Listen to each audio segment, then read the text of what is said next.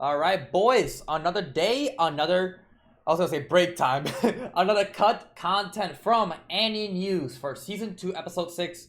Shout out to you, AniNews, once again. Thank you so much for these cut content to help me understand the show more. Let's get into it. A lot happened this episode, and I'm very curious if a lot got skipped or cut, and we get more context on Elsa and what the fuck is happening. Because someone is snitching. There's someone that's betraying us here, because Elsa has pretty much all the information on everything happening. Like, she just knows that they're gonna return, like that Subaru's gonna return, and all this shit. So there's a lot of information that I would like to see if it got cut out. Let's go. Episode 31 served to build up a lot of the mystery behind who's involved in what. Yeah. I don't think Frederica is fully involved. I could be wrong. I could be getting it could be misleading. Because Elsa, when she was fighting Frederica, she was like, "Oh, you're a half beast or half mixed blood or whatever the hell she said," and she didn't really know her. So maybe Frederica is just not part of this. Elsa, obviously, she just has to do something with either Roswall or Garfield. You remember the who the hell is Mayfield? And last episode, obviously, I'm recording this back to back from the episode reaction to the cut content, so I don't have the answers from the episode. If y'all answer me. Who the fuck is Mayfield? Because, like, at first, I thought it was the witch beast or, like, the witch fiend that was in the fucking mansion, but I don't think so. That doesn't make any sense. So who the fuck is that? So, as we go through what didn't make it into the anime, we'll... Is Garfield Mayfield? I mean, it kind of sounds similar. I don't know. Get to see more context behind Frederica's manipulation and even the attack on the mansion. Yeah. A lot of which brings with it a bunch of revelations with regards to who the potential culprits could be, including a fairly surprising explanation for the sudden appearance of this demon beast.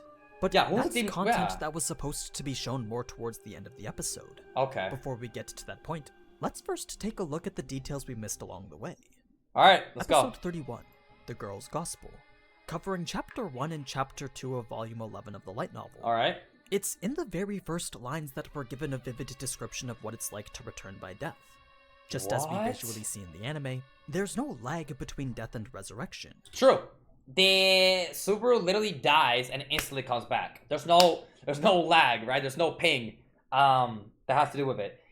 We saw that as when he died with him getting stabbed in the gut. He like pretty much just died and like instantly came back. There was no brief pause or short moment of nothingness during his transition from one loop to the next. Yeah. He perceived the entire thing as one continuous moment, as if time itself was remaining constant throughout the entire experience. That's creepy. He was well aware that his life was ending every time, but the way his mind recognized it as if it was all just one long, ongoing series of events was really what bothered him the most. Ooh, that's weird, It didn't matter how many times he would go through the process. The reality of it all was just something that he would never be able to accept as the new normal. In the end, his mind would always have to take a few moments to catch back up to reality.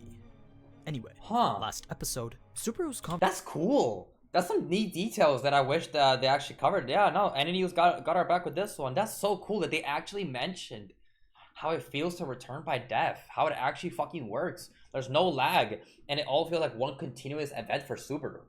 That's fucking terrifying. Like, he just dies and he just instantly like, oh my god, I'm here. Like, that's fucking weird, man. Anyway, last episode, Subaru's conversation with Garfield had led him to realize a different perspective to Amelia's situation. Exactly. One where perhaps the trial was something she actually didn't want to do at all. It was for this reason that he decided to approach the post-trial conversation in a different manner. Yeah, he tried to, it's one of those things where he tried to predict everything and just get everything done in one go, since he already knew what was going to happen. But it actually backfired.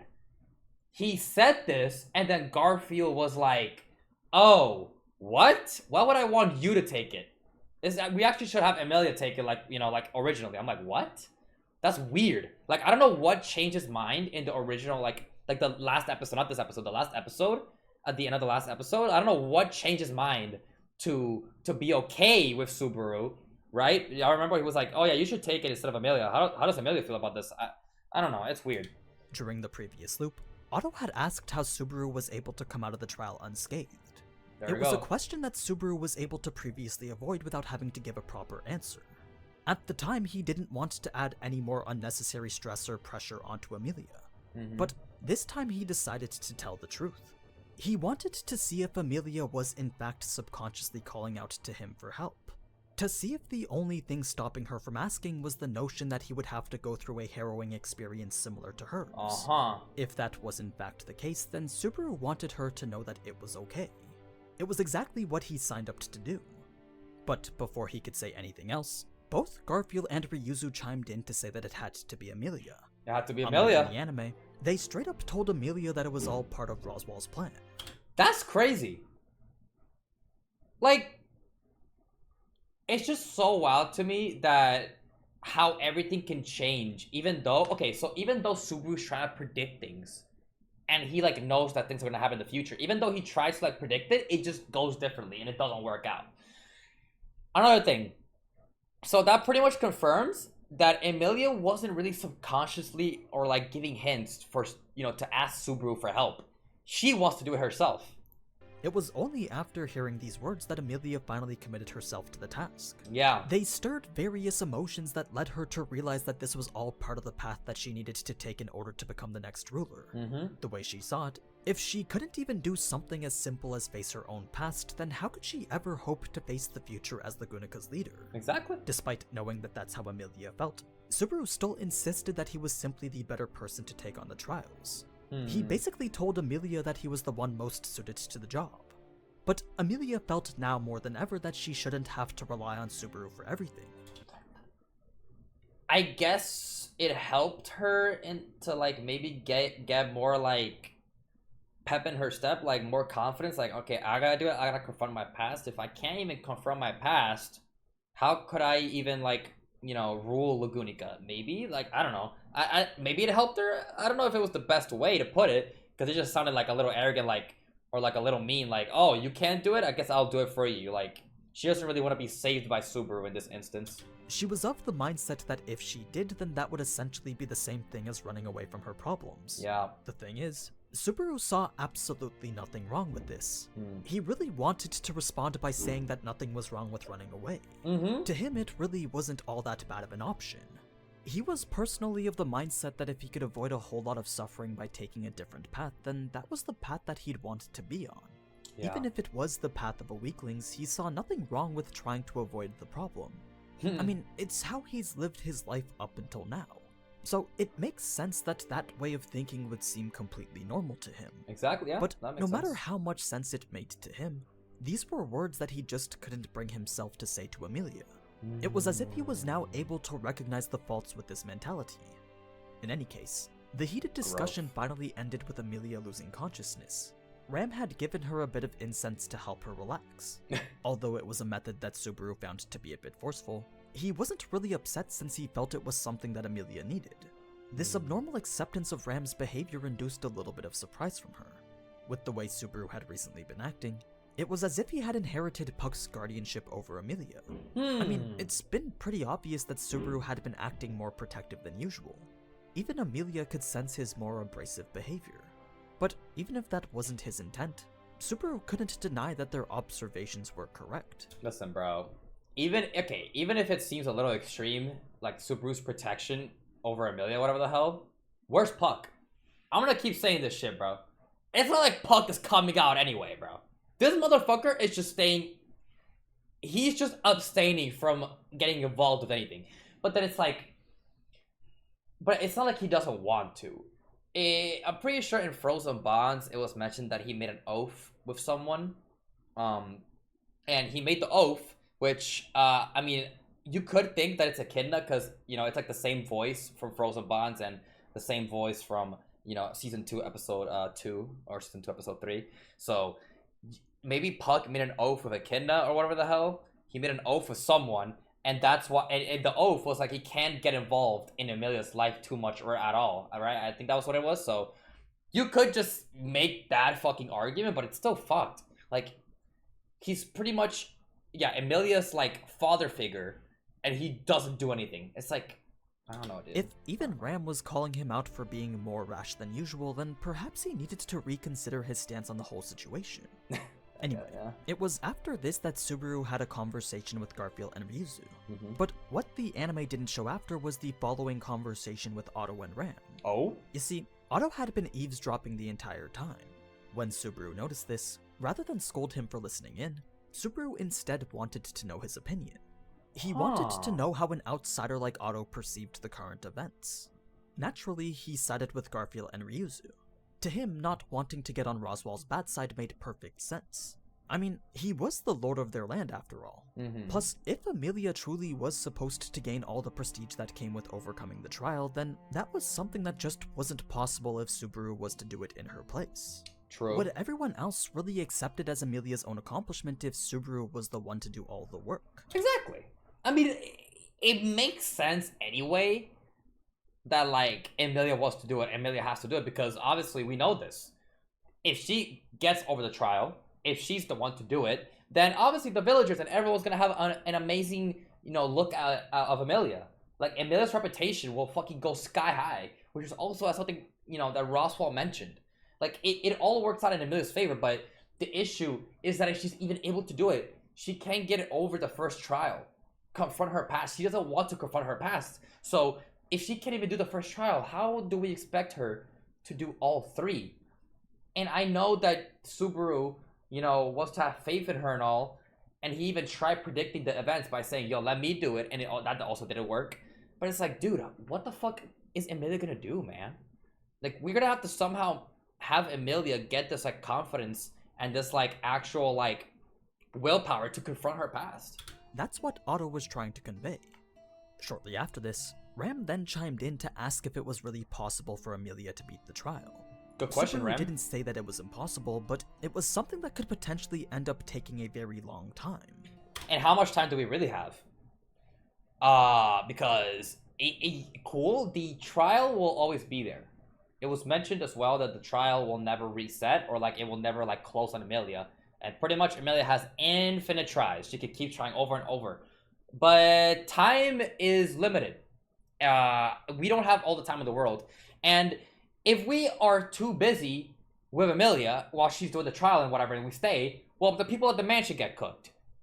And even then, even if we go before, we still get cooked at the mansion. So we gotta somehow figure out a way to kill Elsa or fight Elsa, because she literally just beat us up. We literally got cooked. I don't know. There's, like, if we stay, it's a problem. If we go, it's a problem. We gotta figure out something out, man, because Amelia needs to lock in, bruh. Time which he really didn't have to spare. What was surprising was that Ram actually agreed that this matter should be resolved quickly. There we go. She personally wanted everything to be finished before the royal selection concluded in about 3 years. Well, there we go. Like we don't have all the time in the world. We gotta get this shit over with, like, quick, dude. So, like, it would honestly make sense if Subaru just did the trials. But, like, obviously, it's just not gonna happen because Amelia being the candidate and all, she needs, like, a better reputation, also a better relationship with the villagers, so she needs to do this trial stuff. It's just, we don't know how much time that's gonna take, man. Now, this was a much longer estimate than what Subaru had in mind, but it did make him reconsider the possibility that perhaps Ram could be correct. No one knew for sure how long it would take Amelia to complete her trials. Exactly, but yeah. If Ram was able to say that it could take more than 3 years with such a serious expression, then that was something that couldn't be ruled out as a possibility. 3 years is However, crazy. there were also additional factors that needed to be taken into consideration. Like, we don't have 3 years. Motherfucker, 3 years of Amelia trying to confront her we're not doing that. No, we're not doing that. Alright, let me go back here because he's about to say something. Then that was something that couldn't be ruled out as a possibility. However, there were also additional factors that needed to be taken into consideration. Okay. You see, Otto understood the other side of the argument as well. Waiting an extended period of time for Amelia could also lead to some other unwanted issues. Okay, Otto, looking at both sides, okay. There was no way that the villagers and the people of Sanctuary could live together for such a long period of time. The longer the villagers stayed in Sanctuary, the more dissatisfactory the living conditions would become for everyone. The living conditions will get worse. People will grow impatient. Like, if anything, it also doesn't help if Amelia takes longer. The villagers...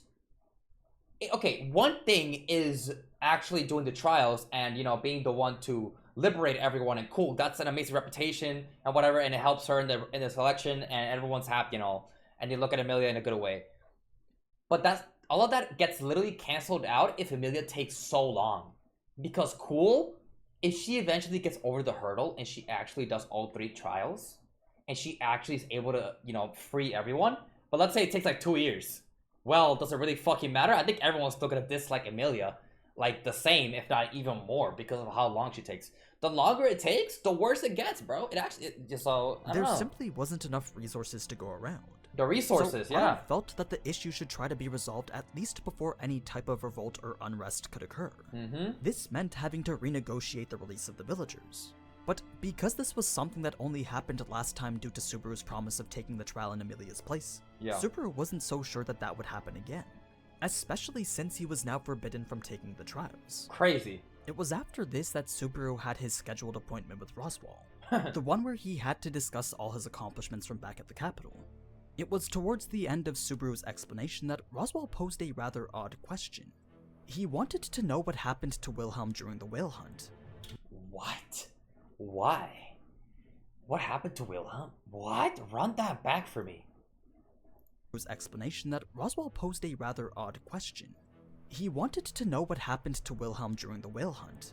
When Subaru said that Wilhelm was the one who slayed it, Roswall gave a slightly conflicted expression. He tried to make it seem as if he was happy for Wilhelm's success. He's not. He's not. What did he want to happen then? What, he wanted Subaru to fucking kill it? There's no fucking shot. There's no way in hell Subaru would have gotten the final blow in any way. Why was he so, like, dissatisfied? Why was he so mad at that? But there was a little bit of discomfort that could be sensed from his words. Although Roswall had never met Wilhelm face to face, he was someone that was acquainted with one of his ancestors. Supposedly it was for that reason that Roswall was interested. What? To face, he was someone that was acquainted with one of his ancestors. Oh my god. So that's why he's so interested. Keep talking. Supposedly it was for that reason that Roswall was interested. Regardless of whether that was really true or not, the fact remained that this was a very weird instance of behavior. One that Subaru felt that he should take note of. Ugh. Everything after... Fucking Roswall is such a fucking mystery, man. He gives, like, these, like, little hints. Like, these, like, little gems of, like, dialogue. And he just fucking says, I'm out. That's all I got for today. Like, we get little bits and pieces every fucking episode. Well, episode 5 was a lot. That was more than little bit of pieces. That was a lot. But, you know what I mean? Like, Roswell just gives, like, these little pieces of information. He gives them out, and he's like, alright, that's it for today, bro. Tune in for the next episode. Like, this guy has so much mystery. Partner in crime, Subaru. He just knows every event that's gonna happen. He led all these events to happen. He has so much faith in Subaru. Like, if he knows about return by death and that everything works out in the end, no matter what.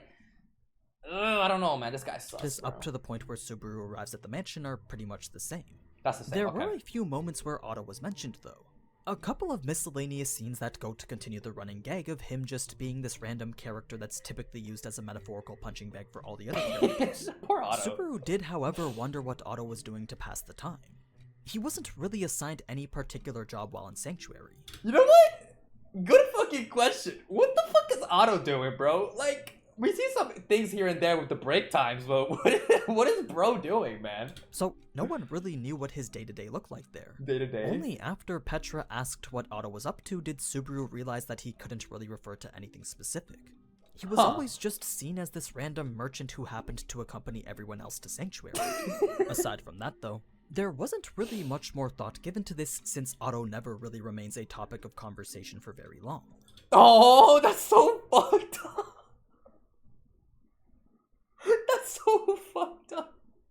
Yo, justice for Otto, man. Yo, justice for fucking Otto, bro. What the fuck? Damn. That topic that doesn't like last long. Yo, poor Otto, bro. So after entering the mansion and visiting Rem, Subaru would then come across Frederica. Yeah. It wasn't the best idea to go off alone with the person he suspected to be betraying them. But he also didn't want to interrupt the intimate moment that Ram was having. Besides, he was pretty confident that there wouldn't be any emergency. At least, not with Frederica. I mean, both Roswall and Ram were able to confidently say that Frederica would never willingly put anyone in danger. But, like, do we believe that? Like, at this point, like, they could just be lying about fucking anything. I don't know. Frederica did lose like more sus on her though, because she obviously doesn't know Elsa from the looks of it. So Subaru took a leap of faith with those words and went to the reception room to discuss the matters that he wanted to. The first thing we learn about are the details of her vow. The one thing that's preventing her from telling him the entire truth. Mm-hmm. Unlike a pact or a covenant, the vow that Frederica was abiding by held no compulsory power over her. Yeah, I gotta lock in with these like terms. A pact, contract, oath, or whatever the hell is different from a vow. A vow isn't really have to do with any power. So again, okay. Frederica has literally no fucking excuse, bro. I don't give a fuck about this fucking oath. I have an oath or whatever the hell. I can't say anything. You fucking liar. You just want to lie? You want to lie to us and hide information from us? So you proceed to mask it with like, oh, I got an oath or whatever, so I can't say anything. Like, come on now. She's hiding something, even though maybe she's like not like the main root of the problem or like the fucking traitor. It's still sus as fuck, dude. Like, she's hiding some shit, man. The thing we learn about are the details of her vow. The one thing that's preventing her from telling him the entire truth. Unlike a pact or a covenant, the vow that Frederica was abiding by held no compulsory power over her. No compulsory power. She could very easily tell Subaru what it is he wanted to hear with zero repercussions. There it is. The reason that she chooses not to is because it's what she decided to do. They're fucking it like, what? Fuck you, man! Just hiding information. Like, help us. It was for personal reasons alone that she cannot break this vow. Personal reasons. At least, that's what she was telling Subaru anyway. Even so, Subaru still tried to get her to bend. He pleaded with her in an effort to get any information that he could. True. Making sure to highlight the severity of the situation that everyone found themselves in. But no matter how much he pleaded, nothing seemed to have any effect on her. Instead, Frederica said something else that piqued Subaru's interest. A span of time that initially had zero meaning. 10 years, 7 months, and 13 days. As she goes on to explain, this was how long it had been since Frederica had left Sanctuary and become a maid for Roswall. 10 years, 7 months, and 3 days, she said? Is this time frame gonna be important? Is this information... Wait, no, okay, wait, run that back. Initially had zero Run the back. 10 years... 10 years... 7 months... 7 months... and 13 days. 10 years, 7 months, and 13 days.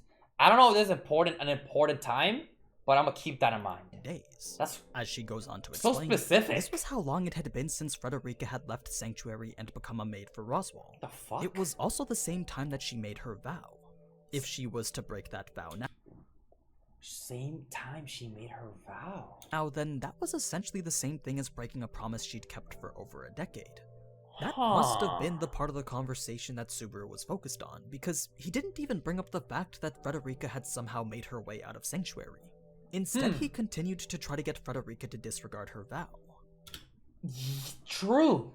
Yeah, Subaru was very focused on just the whole vow thing. But how the fuck did she get out of the Sanctuary? Yeah. Instead, he continued to try to get Frederica and bring up the fact run that back. My bad, y'all. Promise she'd kept for over a decade. That must have been the part of the conversation that Subaru was focused on, because he didn't even bring up the fact that Frederica had somehow made her way out of Sanctuary. How the hell did she get out of the Sanctuary? How did she make it out of the Sanctuary? Right, the whole mixed blood thing, like if you're a mixed blood, you're stuck in there forever pretty much until the trials are done, right? Instead, he continued to try to get Frederica to disregard her vow. Now, this brings us back to a cutscene that we saw from episode 2. If you remember, there was a scene where Amelia highlighted the importance of keeping a promise, as well as Subaru's tendency to take these things lightly. As we've seen many times since, it's been a constant recurring theme that serves to showcase Subaru's difference in values. All this talk of vows, pacts, and promises has always been there to highlight this. So, when Frederica asked if he still wanted her to break her vow even knowing how much time she'd already spent keeping it, she was shocked to hear Subaru still say yes. Ah, that's why she was mainly shocked. I gotta fucking remember that, like, oh my god, bro. Even if the fucking vow has no power behind it, like, no, like, actual, like consequence to breaking it, it still is just a fucking value. It's still, like, just something from this world that even I still don't get either, bro. I'm like, Subaru, like, bro, this fucking vow shit, what the fuck is so special about it? 10 years. A vow of 10 years. Especially when a vow in this fucking world is so important. I can see why Frederica didn't, I guess, want to break it. Honestly, an amazing comparison. It could be when Emilia wanted Subaru to keep his promise in episode 13. Y'all remember that shit?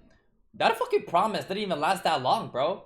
Didn't even last a day. So that promise being broken, and it was like a day or two, right? And fucking Subaru broke it. So imagine how, I guess, Frederica would feel if she broke a 10-year vow or a 10-year promise. Maybe that's why she's like actually shocked that and she doesn't want to break it, I guess. Any other person who knew the importance of these types of promises would certainly say otherwise. Interesting. But Subaru made it brutally clear that it was something that he didn't find very important at all. So that's why he was so insistent. I gotta keep remembering stuff like that. Where Subaru's obviously not from this fucking world, so values like that are not gonna mean anything to him. And I guess to me either, because clearly I'm very insistent like Subaru right now. He told Frederica that if that vow stood in the way of something that was truly important, then she shouldn't even hesitate to break it and toss it aside. But that's also a good point. If the vow... I don't give a fuck if your vow is 10 years or 20 years, bro. I don't give a fuck how long it is. If it has to do with our safety and saving the fucking world, or saving the people around you, the people you care about, fucking say it. Break the fucking vow, man. We need all the information, bro. I don't give if it saves us, say it. Deadass. It was the way that Subaru was so easily able to mention disregarding this 10-year vow that made Frederica become a lot more tense. But that's also understandable. There's the two sides. Subaru's side, which honestly I get, but then I also get Frederica's now that I'm letting the video play out more. And I'm starting to remember how important vows really are. Even if it's not held back by some specific power, it's such an important set of values that have been set in this fucking world. So I guess I can also get why Frederica doesn't want to break that fucking vow. It's 10 years in the making, very important. There's just two sides to look at it. And she shouldn't even hesitate to break it and toss it aside. It was the way that Subaru was so easily able to mention disregarding this 10-year vow that made Frederica become a lot more tense. She couldn't agree with a single thing that Subaru was saying. Damn. Now, this conversation was only going in circles, so Subaru felt the need to steer it into a new direction. That's when he decided to give Frederica the crystal.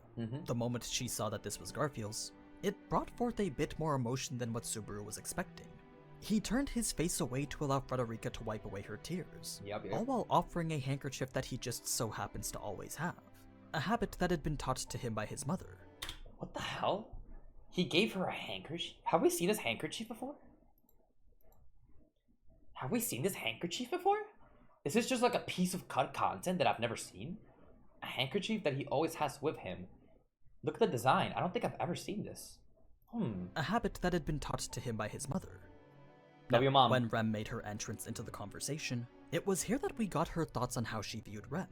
She did in fact identify Rem to be her sister, but the fact that she was now nothing more than just an empty husk seemed to be troubling her. Rem tried to speak as if everything was normal, but Subaru could tell that she was trying to suppress how she truly felt. There was a certain loneliness and sadness to her voice that made it tremble, one that made Subaru feel the need to apologize. He felt that it was his fault for making her meet Rem under these circumstances. He wished that he could have found a better way to do it, but that was something that he was simply incapable of doing. Rem had zero interest in Subaru's feelings of guilt though. Ooh. In her own personal way, she made it clear that she didn't blame Subaru for what happened to Rem. It was a very out-of-character display of compassion, but she didn't want Subaru to have to shoulder everything by himself. Wow. Holy shit, W fucking Ram.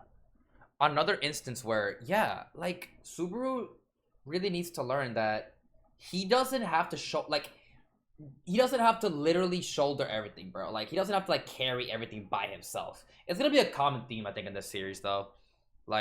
People, he has to, realize that people are backing him up and, want to help him out and stuff. He has to realize She found it to be an insult to both Rem and her if he did. Ram then changed the subject back to the vow that Subaru was previously discussing. As we find out from the end of their argument, it turns out that Frederica actually can't break the vow of her own free will.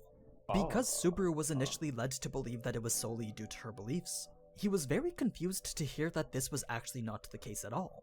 If they wanted her to talk, then they would have to force the answers out of her. Oh my god, yeah, that was mentioned. Right? Oh my god, did I forget that? I forgot about that. That was mentioned in the episode, right? It turns out that Frederica actually can't break the vow of her own free will. Because Subaru was initially led to believe that it was solely due to her beliefs, he was very confused to hear that this was actually not the case at all. If they wanted her to talk, then they would have to force the answers out of her. Yeah. So, as we saw in the anime, they figured that dragging her to Sanctuary would be the best method that would work to get those answers. Yeah. I low-key forgot about that detail right there. Because, like, the whole fucking Elsa fight pretty much happened right after. Yeah, exactly. But then Elsa pretty much interrupted everything that was gonna happen, so that fucking threw me off. Okay. My bad. This meant that once Frederica got to Sanctuary, the reason for her silence plus the identity of the person trying to manipulate her would all be revealed. It will be revealed. Okay. It was certainly a roundabout way of doing it, but getting those answers would definitely prove to be extremely helpful. So, with a plan of action figured out, all that was left to do now was get Petra, Rem, and Beatrice then leave the mansion. But that's when Elsa stepped in to make her appearance. Exactly. When Ram initiated the attack, she launched her blades of wind in a way that would avoid hitting Petra. This gave Elsa the opportunity to avoid them with quite a bit of ease. Even though the attacks weren't visible to the naked eye, Elsa seemed to be able to read the wind itself. That's crazy. As if she could see exactly where the winds were coming from and where they were going. Throwback to episode 3 of season 1. Fuck, bro. Reinhardt, we need Reinhardt back, bro. We need help. Her senses were clearly far superior to that of the average person. Now, after that initial encounter, we saw that upon re-entering the house that Subaru became a little bit panicked. This was because the sight that he was seeing was one that he was very familiar with from the last delivery. Yep. The ominous feeling that King was seeing the hallway filled with completely open doors. The fucking open doors, bro, that y'all pointed out, man. Like, that's fucking crazy, bro.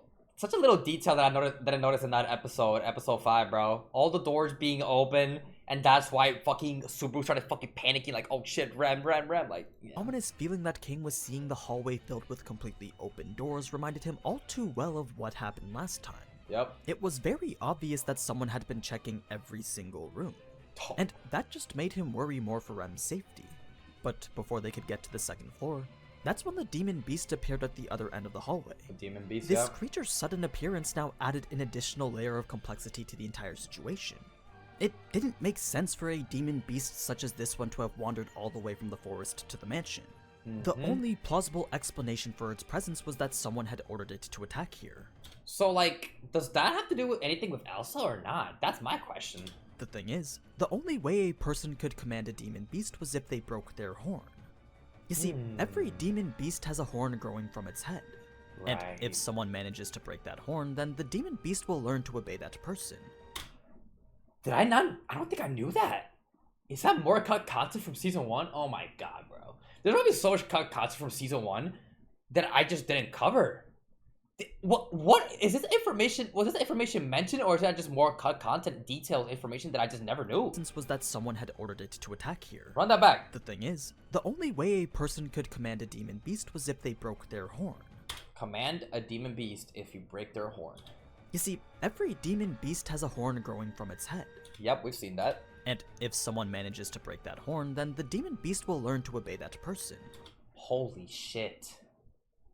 That is such important fucking information that I did not know. Huh. That was an undeniable truth for every single demon beast. So it would have been the most reasonable explanation for this current situation. But this beast had neither of its horns broken. Exactly, that's what I was about to say. But then, like, the horns are pretty much intact. So it has nothing to do with Elsa? Because, like, in the original reaction, I probably said some stupid ass shit. Like, I said, like, Mayfield, bro, I just talk about the fucking beast. I don't know why the beast would be called that. I guess I thought that the beast would be called that because it would be like Elsa's pet or something. But then Elsa, so that means that Elsa has nothing to do with that beast then, right? Because the horns aren't broken. That is such neat fucking details that I would have never fucking known if I didn't watch this. Huh. Which only added to the mystery of how it managed to get here at the same time as us. What the fuck? It was in this moment that Ram came to some sort of realization. After putting thought into how the beast's appearance could have been possible, Ram reacted as if she had figured out the answer. Now, this could be something covered in a later episode. Okay. This is what was mentioned to me tonight. I'll watch. I'm pretty sure. I'm pretty sure. I'm pretty sure this minor spoiler card. I think. Correct me if I'm wrong. To the person, bro, I keep forgetting your name, bro. I need to learn your name, bro. I need to give you actual, like, you know, like props, bro. There was a person in the last content that told me to not, I think, read this card. So, actual spoiler that it's gonna be covered later. So we're not gonna watch this. So that's where I'm gonna end it. W cut content, man. Thank you so much, AniNews, once again, for the cut content videos, man. This man is saving me right now, bro. You guys and AniNews, the combination, bro. Because I would have never known about the horn thing. That might just be season 1 cut content. I don't know if it's season 2 specifically, but maybe it could be season 1 cut content that was mentioned in the light novel or some shit. The fucking horn stuff. Like, if a person breaks the horns, they could... Like, that's such a crazy, like, little detail that... I don't know, it's probably a big detail that I just didn't know until now. Well, amazing cut content, man. I really want to see this whole mystery solved, so I'm obviously just gonna let the episode speak for themselves. That's gonna be it for today's cut content video. If y'all enjoyed, subscribe if you're new, leave a like down below. The full uncut version to all of the ReZero content will be on Patreon. And yeah, as always, have a good day, and I'll see you guys next time.